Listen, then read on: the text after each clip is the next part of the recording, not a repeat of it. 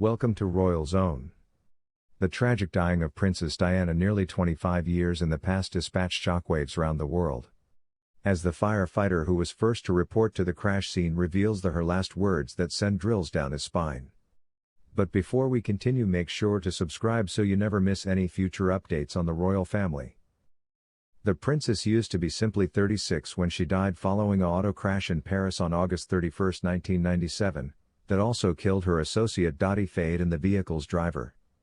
The vehicle had crashed into the Pont de l'Alma tunnel in the French capital, and in the aftermath of the crash, emergency carrier raced to the scene. One of them was once firefighter Xavier Germelin, who when he first noticed Diana, had no thought who she was. He did not consider the blonde woman in the again of the vehicle used to be severely injured as she had her eyes open and was once conscious. Before she used to be taken out of the car, he held her hand and comforted her, telling her to continue to be calm. Diana then requested him, "My God, what's happened?" Just moments later she suffered a cardiac arrest.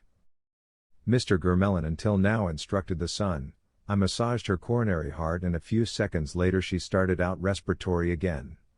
It used to be a comfort of route because, as a first responder, you desire to keep lives, and this is what I concept I had done. To be straightforward, I thinking she would live. As a ways as I knew when she used to be in the ambulance she was once alive and I predicted her to live. But I discovered out later she had died in hospital. It used to be very upsetting. I understand now that there have been serious inside injuries, however the entire episode is nevertheless very a lot in my mind. And the reminiscence of that night time will continue to be with me forever. I had no thinking then that it used to be Princess Diana. It was once solely when she had been put into the ambulance that one of the paramedics informed me it used to be her. Despite doctors' excellent efforts, Diana was once declared useless at 4 a.m. neighborhood time, 3 a.m. in the UK, at Pitié-Salpêtrière Clinic in Paris. Tonight, Channel 4 will be displaying the first episode in a 4-part collection referred to as Investigating Diana, Death in Paris, which will recount the twin inquiries into the incident.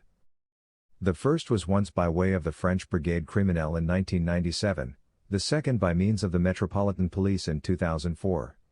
The documentary, a co-production between Channel 4 and Discovery Plus, will be informed as a gripping and forensic police procedural and discover how effective individuals, the press and the net created and fueled conspiracy theories that overwhelmed information and referred to as into query the very nature of truth.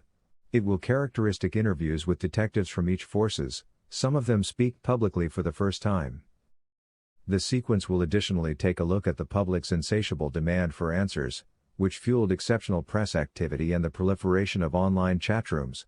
The place hypothesis on the real cause of Diana's dying grew to be one of the first viral sensations of the early internet.